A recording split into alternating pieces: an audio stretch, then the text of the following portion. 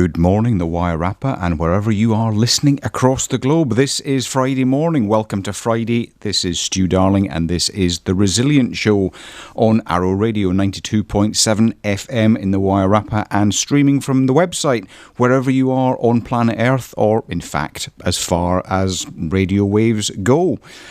So today's show on Arrow FM is called goalkeeping. We're not going with goal setting, we're going to actually go with goalkeeping. And today's show is dedicated to that last kid who was chosen on the football team. That last kid who knew he was going to spend the next whole bunch of time in the goal. And he was just keeping goal. He probably wasn't saving goals. He was probably chucked there because everyone knew he wasn't actually that good at kicking a ball. So the show is dedicated to that last kid chosen for the football team. And today, what an exciting show we've got today. We're going to talk about goalkeeping, and then we've got the first ever interview on the show. Today we are talking to Libby Wallace. Libby Wallace is a galactic business leader. Wow. So we're going to find out from Libby exactly what that means and what resilience means to her, and your occasions in her life where maybe she's had to dig deep and find resilience. So you don't just have to listen to me. You've got to listen to me asking questions, but you don't just have to listen to me talking. And remember, get in touch. Stu@studarling.com is the way to get in touch with me. Ask the questions about resilience. Where are you? What are you trying to achieve? Where are you struggling a little bit? But remember, it is Friday morning. And what do we do on Friday morning? Well, on Friday morning, we have a little bit of a boogie. So why don't we right now, let's get in the mood.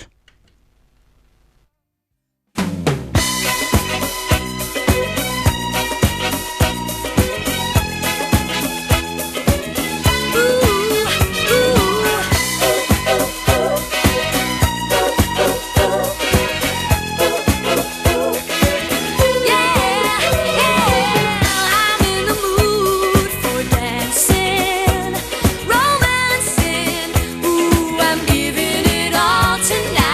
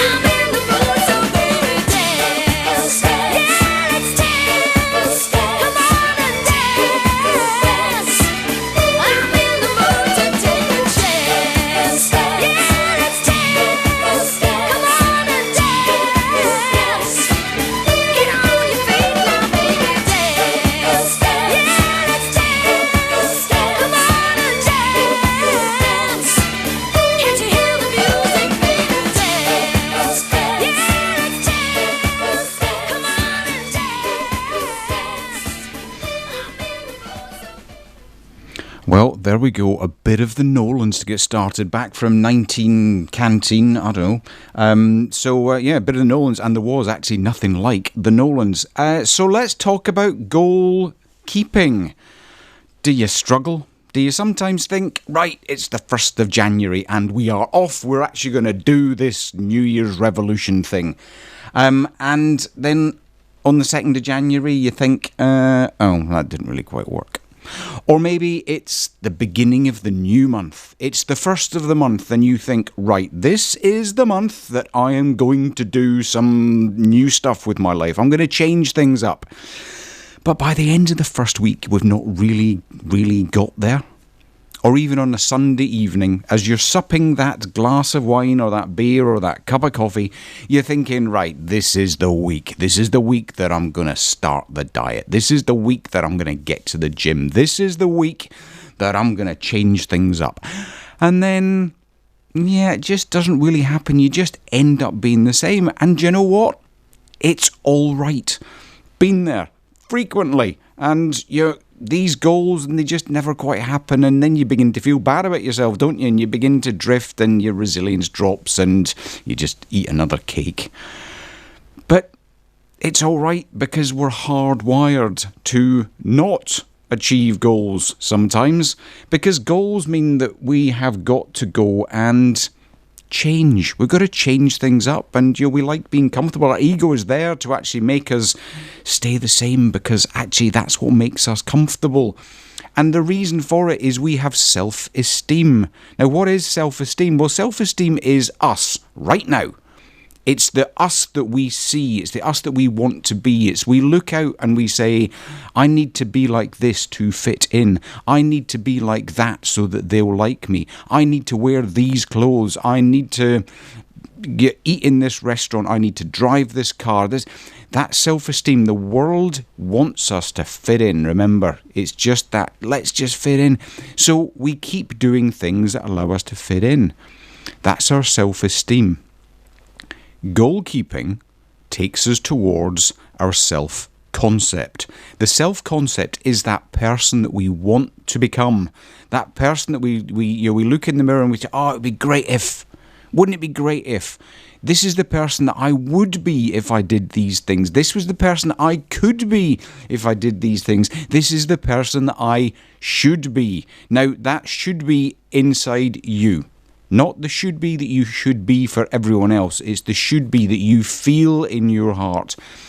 And that takes energy. It takes effort to move to that place of would, could, should, that self-concept. So we don't, because we just don't have the energy. At the end of the day, you're just getting a little bit tired.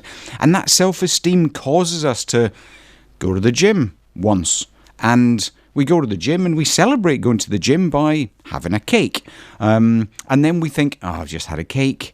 And, I might as well have another one. And I'll start again tomorrow. Because it allows us to feel comfortable, feel in that space of self-esteem. This world of instant gratification where everything is there for us before we ever want it. We can go down the street and buy that cake that was made before we even realised we were hungry. We can get that burger before we even realised that we were a little bit peckish. That's the world that we live in. We can buy that 10 million inch TV to go on the wall and not pay for it for 5 years. We can buy a car and not pay for it for 5 years. We just get sucked into this feeling comfortable now, rather than putting ourselves into the river, into the zone of the unknown that says, actually, let's make things challenging for us. Let's make things challenging by moving towards the person I would be if I did these things, the person I could be, the person that I know I should be, but I just keep going, maybe not. So it's a real challenge. And what we're going to do in the last segment of the show, we're going to go back through the smarter goals that we spoke about very, very briefly, because I've had a few people reach out and say, what are those smarter goals? So we're going to go through those again at the end of the show, but we're going to take it in the context of goal keeping. Let's face it, goal setting is easy. We can all set goals. We can set goals that in a month's time, I'm going to have become a vegan. In a month's time, I'm going to have walked the length of the Wairarapa. In a month's time, I'm going to... But if we set them, that's great. But if we do nothing about setting them, then we don't move forward. We stay where we are and reflect that, do you know what? I just like to be comfortable. So by goal keeping, we actually set the conditions for change. We're not just saying, I'm going to tell myself a story and hope that this is cool. Goal keeping is future focused. It's looking into the future and saying, this is the me I'm going to be. You can have that one. This is the me I'm going to be. Rather than looking into the past, because we are hardwired by our past. We are hardwired by all of the experiences we have had in our past. We're hardwired by the communities that we are brought up within. That's who we're going to be. And whenever we say, I'm goal setting, then we're using our past experience to say, this is who I'm going to be. So if we future focus the me that I'm going to be and we goal keep, then we've already committed to ourselves that we're going to go further than goal setting. We're actually going to step into the river. We're going to step into the river knowing that it's going to be uncomfortable, knowing that it's going to be challenging at times, knowing that people are going to look at us and say, wait a minute, this isn't the Stu or the whoever that I remember. This is different. It's going to get bumpy. We're going to get sucked into the tide. We're going to bump off rocks. That's what a river does. But the river gets where it's going because of persistence. And that's what goal keeping does. So there we are. That's a little bit about what the importance of goal keeping rather than goal setting. And as I say, at the back end of the show, we're going to cover smarter goals to help you just figure out what maybe you can start with this weekend, whenever.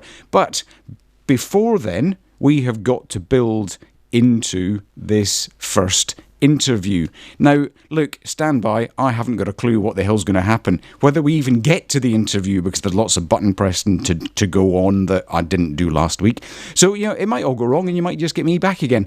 But the plan is, and I'm already living in that space, the plan is at the end of this next piece of music, I will be welcoming Libby Wallace, galactic business coach, onto the Resilient Show on Arrow FM. So looking forward to that. But we've been talking about a river. So let's put on a piece of music that talks about the importance of riding that river.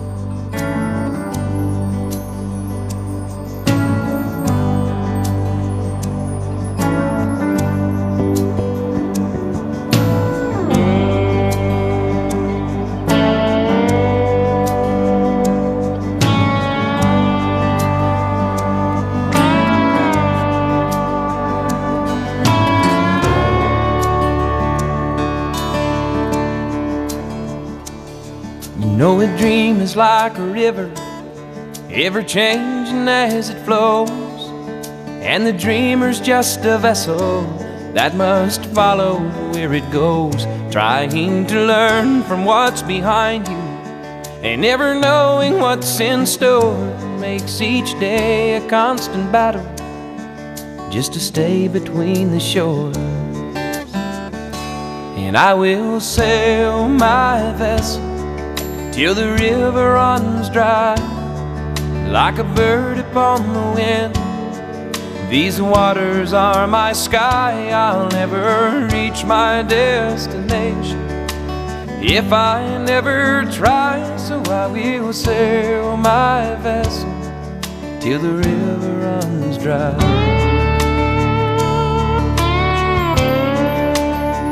Too many times we stand aside and let the water slip away, till what we'd put off till tomorrow has now become today. So don't you sit upon the shoreline and say you're satisfied. Choose to chance the rapids and dare to dance the tide. Yes, I will sail my vessel till the river runs dry, like a bird upon the wind. These waters are my sky, I'll never reach my destination if I never try. So I will sail my vessel till the river runs dry. And there's bound to be rough waters, and I know I'll take some falls, but with the good Lord as my captain, I can make it through them all. Yes, I will sail my vessel till the river runs dry, like a bird upon the wind. These waters are my sky, I'll never reach my destination if I never try. So I will sail my vessel till the river runs dry. Yes, I will sail my vessel till the river runs dry. Till the river runs dry.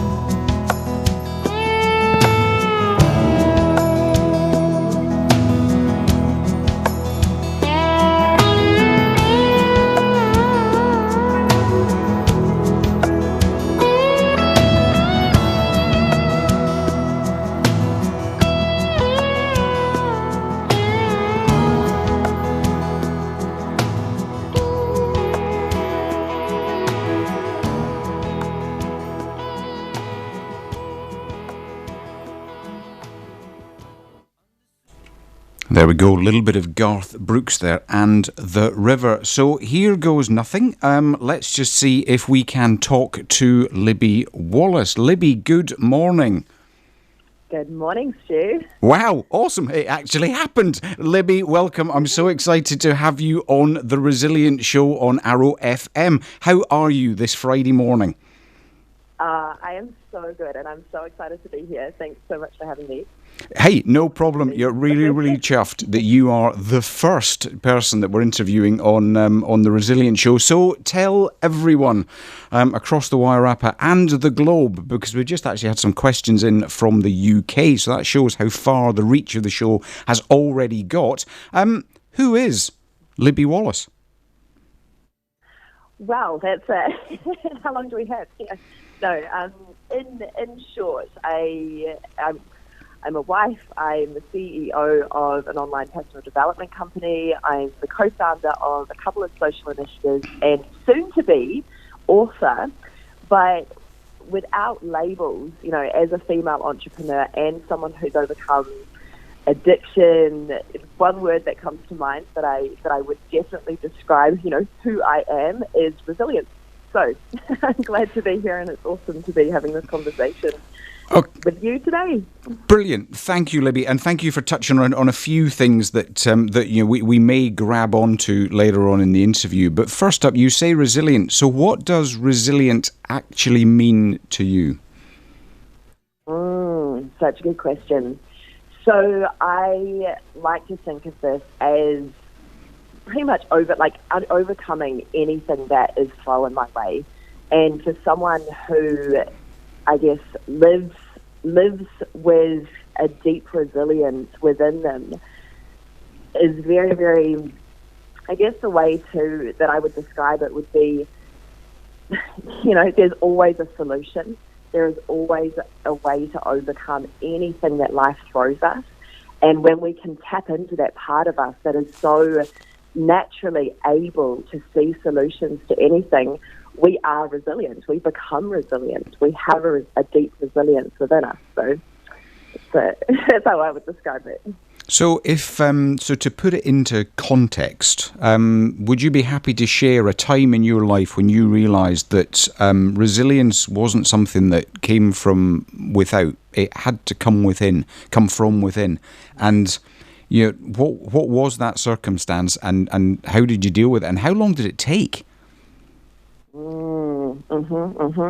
There have been many moments in my life that I've sort of had to, I guess, just get by. And the biggest one for me was waking up in hospital, just having survived an attempted suicide while I was drunk.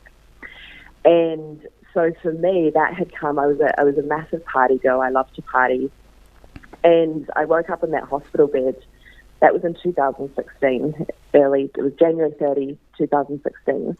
And waking up in that hospital bed, or sort of sobering up in that hospital bed, I knew, when you have those moments in your life when you just know that life is never going to be the same. Mm-hmm. And that for me was that moment. And everything I had tried in the past, I tried to give up drinking. I knew that it wasn't serving me.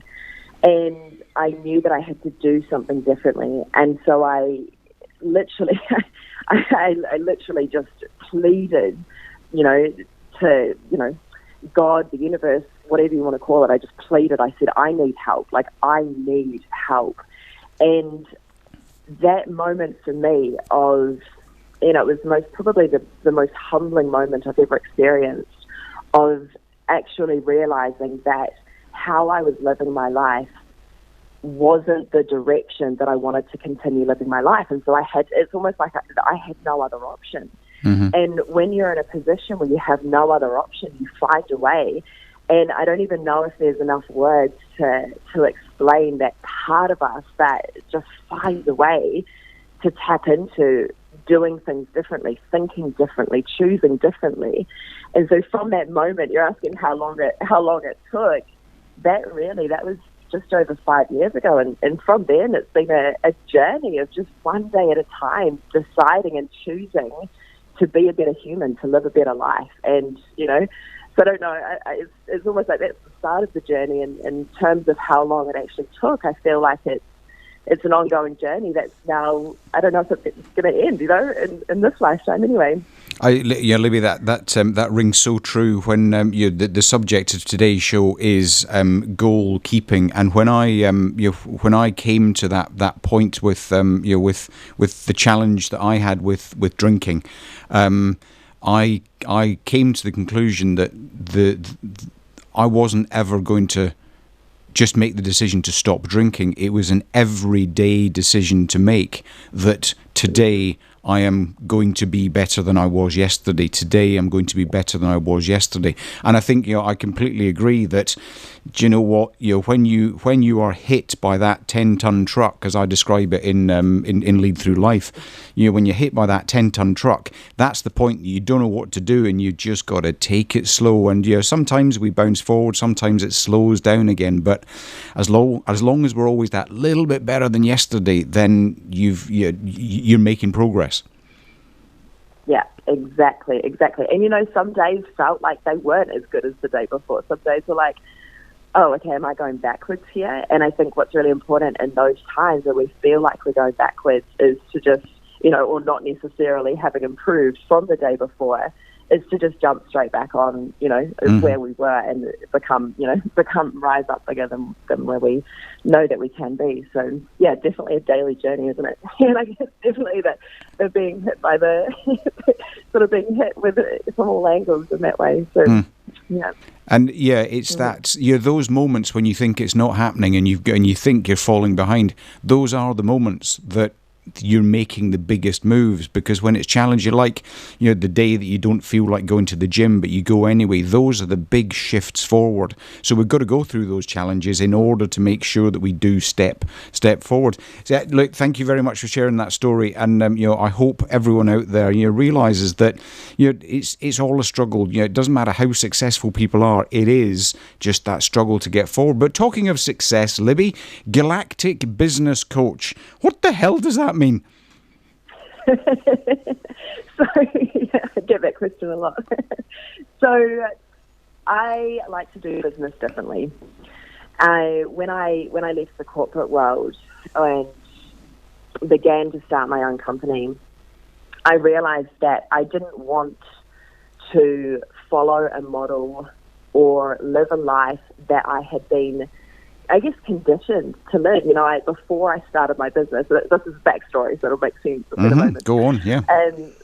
I was a travel agent for a long time. I was in education, I was in management and leadership, and a lot of my corporate life, and before that I also completed a degree in psychology. So I'd always sort of just had this drive within me to succeed, this drive to go after the next thing. I was always goal focused, that did really well in sales because I was constantly hitting targets and achieving, these amazing sort of rewards in the sales industry. And when I started my business, I realized that I didn't want to live in the way that I saw everyone else living.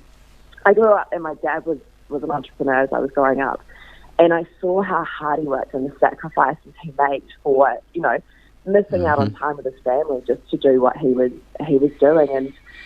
And I thought, there's got to be a better way. There's got to be another way. Now, I started my business actually off the back of a blog, and I began to realize that, now, hear me out here. I'm listening. I began to realize that money is a byproduct of the inner work that we do. So when I was recovering from my addiction, I focused on my physical health. I'd already had a pretty good handle on my mindset. And then I began to focus on things like meditation and, really tapping into that part of us that's unseen, that esoteric or that spiritual or energetic, whatever you want to call it. Now, before this, I had no clue of this side of being human. I was totally tapped into mind and body and, living a grateful and loving life, but I had no idea what was available to us when we tapped into that unseen part of us. And as I began to go through my journey of healing, I noticed that my money, my income, my bank account started rising. And, I found myself buying a house one day. I thought, what is going on? Like, this isn't how I started. Who am I? Like, how have I changed so much in such a short space of time?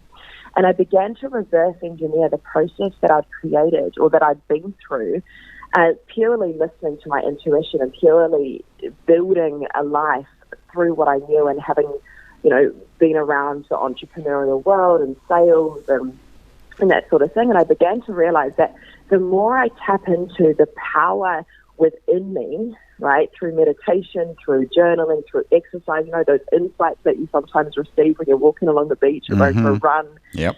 Yeah. And so I was drawing on that information that I was receiving and purely building my business from a place of intuition. And it was just this, it feels galactic. That's why I call it a galactic business coach, right? It's like tapping into this part of us that is so beyond our physical current reality. And when we call on, work in this quantum way, working with the quantum field, literally creating a whole new reality for ourselves from the inside out, there is just so much potential available, not just for ourselves as business owners or as entrepreneurs or, but for humanity. And that is my end goal, or rather, my main goal for everything that I do is making this world a better place, whether it's through business, whether it's through my own, continued healing and journey. And so by working with that part of us, I call it, it's almost like this multidimensional part of us that's available to us to connect with insights or ideas or information or wisdom far beyond our current realm of consciousness.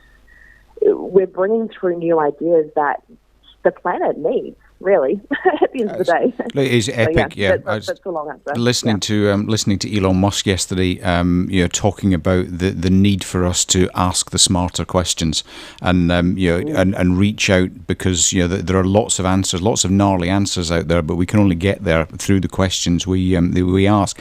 So, Libby, if people are interested, if people have heard you speak and are interested in Galactic Business Coach, they're interested in the quantum and you're living life differently, where can they find you?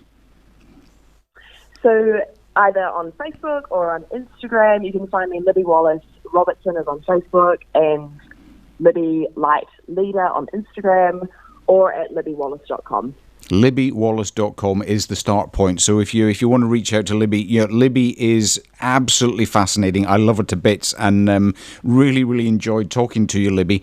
Couple more questions, and we're running over. But look, do you know what? I don't care. This is great. We're going to run with it. So look, you've spoken about your almost superpowers that got you from where you were 5 years ago to where you are now. But if you could be a superhero, who would it be? Oh, that is such a good question. That's going to be my favourite question. Okay. Oh. If I was a superhero, who would I be? Oh. That is a very good question. I would be a female version of Superman.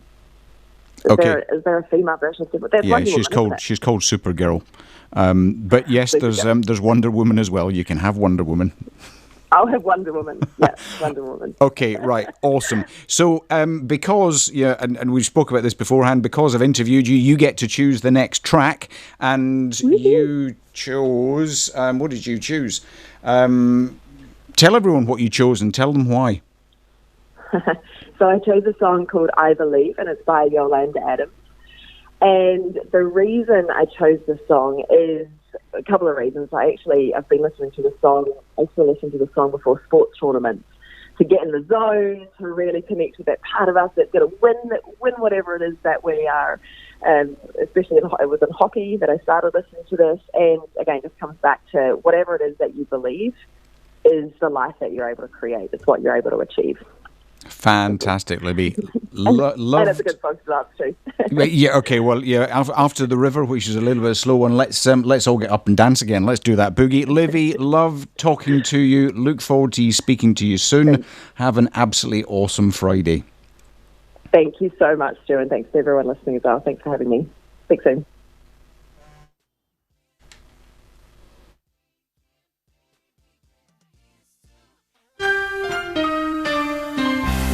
They said you wouldn't make it so far, and ever since they said it, it's been hard. But never mind the night you had to cry, 'cause you had never let it go inside.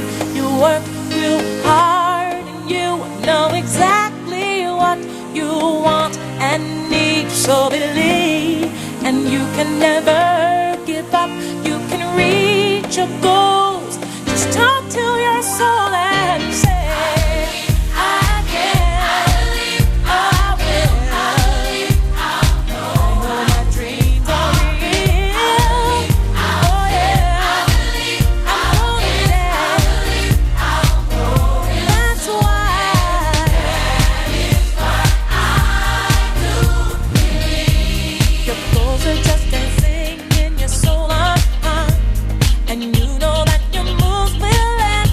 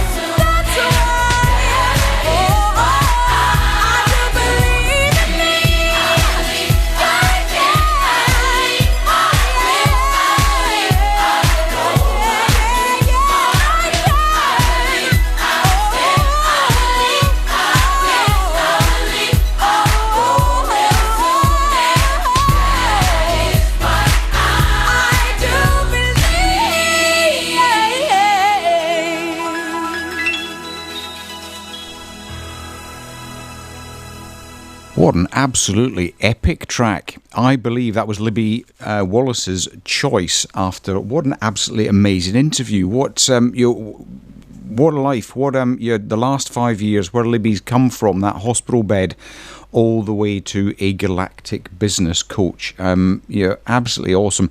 Great interview. Next week's interview, we're planning to speak to Monica Bloom, who is actually from all the way in the US, in San Francisco, and she's got a different view on resilience, and I'll keep that secret for now. Right. Well, that ran over, but I hope you enjoyed the interview. Go and have a look, www.libbywallace.com. Any questions, throw them to stu@studarling.com. Any questions about that journey and if you're trying to step out? The book review section, which we're running into now, really we'll do it quickly today. But the book that I wanted to review today is a book called A View from the Summit. Ed Hillary's book, not the book High Adventure that he wrote specifically about Everest. A View from the Summit is his autobiography. Great book that it does talk about Everest, but it also talks about his tractor trip to the South Pole and his trip to the North Pole, where I believe he flew into the North Pole with Neil Armstrong, he of landing on the moon fame. Great book, really, really easy read. I used to read it to my son when we were away on camping adventures, just to inspire those boys' adventures. But one of the reasons that I love books like A View from the Summit, and specifically A View from the Summit, is it gets us thinking about the world out there. It gets us thinking about the big adventures. And that doesn't mean that we have to be part of those big adventures. For some of us, it's a big adventure just making our way to work each day, or getting outside. And that's entirely cool, but we can be inspired by the big adventures that go on. I was fortunate enough to meet Ed Hillary. I've also been fortunate enough to meet some of the moon landing astronauts and Space Lab astronauts. These are the people that if we read their books, they give us ideas, they give us confidence that we can actually get there. So A View from the Summit, or any other autobiography or biography of an adventurer, is a great place to start. Shackleton's book's good. It's a shorter book, but all books, great way to learn vicariously and a great way to challenge yourselves a little bit more. And seeing as we're talking about climbing Everest and we're talking about space, here we go, one from the Corrs. Go on, leave me breathless.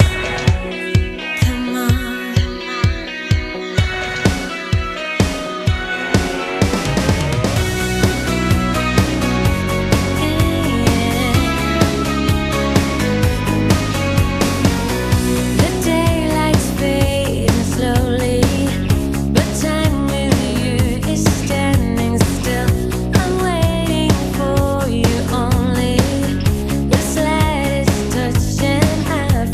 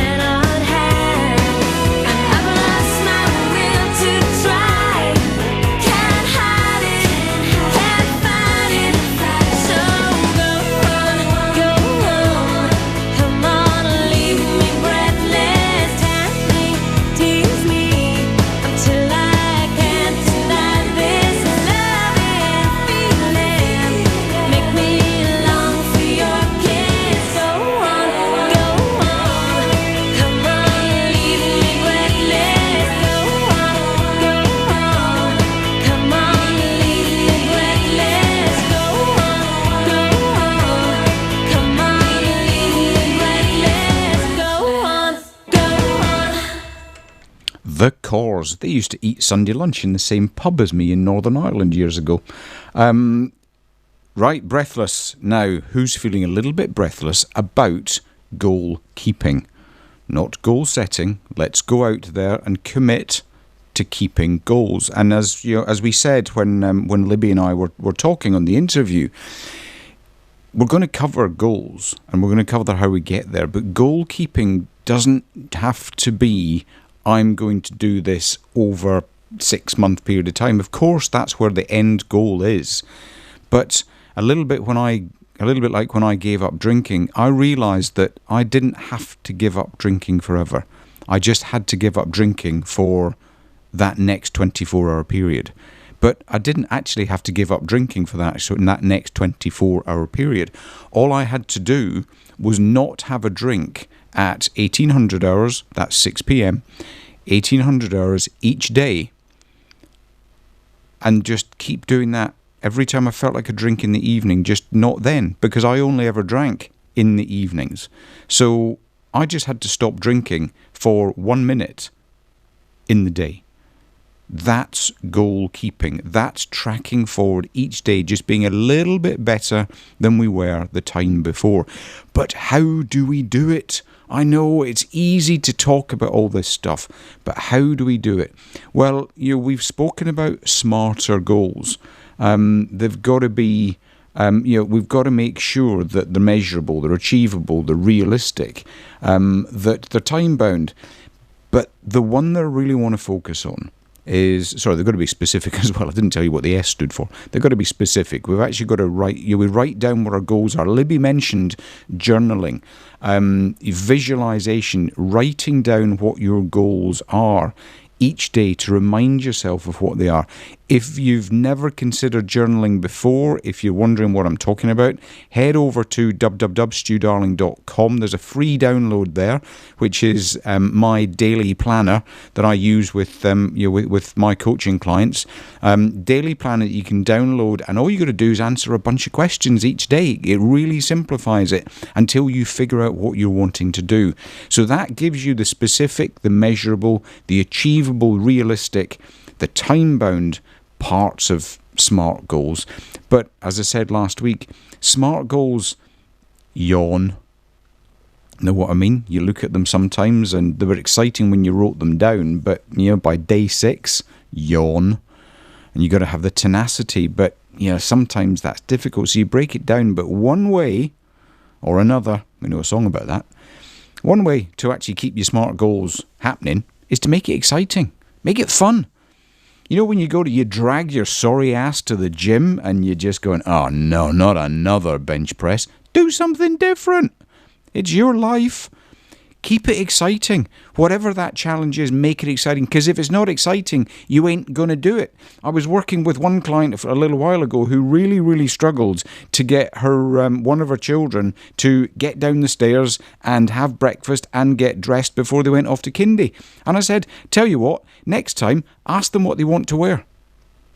And it doesn't matter. Make it exciting. Go and get dressed in different parts of the house. Go and have different things for breakfast. And all of a sudden, they solved the challenge of getting little one to kindy in the morning. We can do the same ourselves. That little kid inside us is just crying out for a little bit of fun. So make it fun. Whatever that goal is, bring some fun to it. Whatever you're going to do today to move you a step forward to that big grunty goal, make it fun. Now, that's the other thing we need to do. We need to make our goals really, really big. There's absolutely no point in making them something that, well, I could do that. Because our little ego inside us goes, well, if you can do it, maybe we'll just do it tomorrow. Maybe we'll just leave it until tomorrow because we can easily do it. I do it. I've got a paper that I need to write later on today. I should have written it on Monday, but the deadline isn't until this afternoon, so I've left it. So make it so big that you have to invest in it every day. Whatever your goal is, make it bigger. If your goal is climbing a hill. Well, just commit to climbing the hill 100 times. Commit to climbing a bigger hill. If it's running, commit to going faster. If it's walking, go further.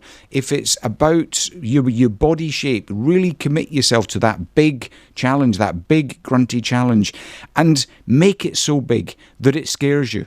A friend of mine once said to me, if your why doesn't make you cry, it isn't big enough. And that is so true. Get into that space of huge discomfort, knowing that you've got the tenacity, you've got the resilience inside you to step by step it. You'll get there. Make it huge. Make it scary. But then break it down.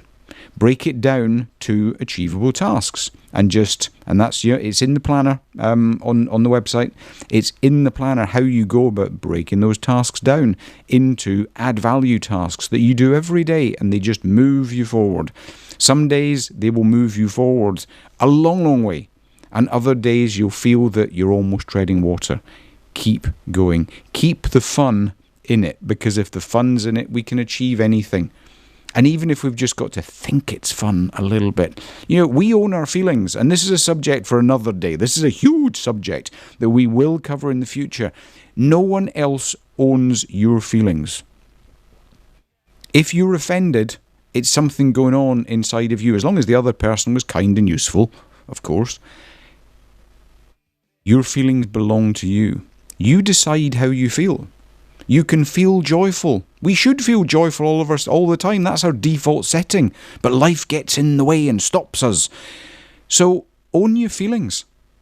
If you want to feel excited, think back to the last time you were really, really excited. Capture that sense, capture that feeling, and then live by it. Just go out and be excited all the time. I tell you what, it really winds people up. Be that Energizer Bunny. Have the energy, have the joy, have the gratitude. Start your gratitude diary about everything you're grateful for. It's all in the planner. Take a look. Have that gratitude that, do you know what? My life is so much fun. I get it. It may not be. There are always tough places that we've got to go in life. There are always tough things happening. But if we can bring that sense of fun, that feeling of excitement, then totally you can lead an exciting life. You can have fun all of the time, and that will make that big grunty goal so much easier to come to. It will make it so much fun to get to, and you'll begin to love life.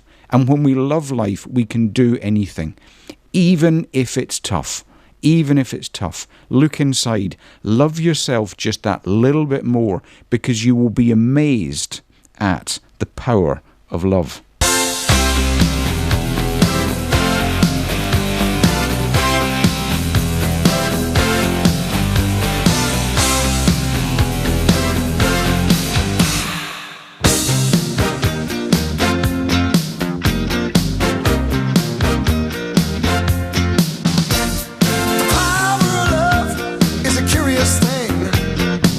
Make a one man weep, make another man sing.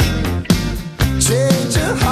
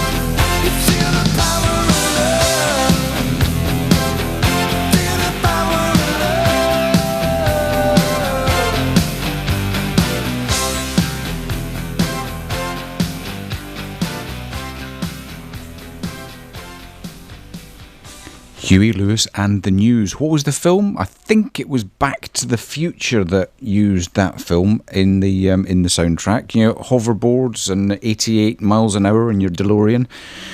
The scary thing is that they were actually talking about 2021, 22 was the year that they actually went to visit when all this was going on. I don't have my hoverboard yet.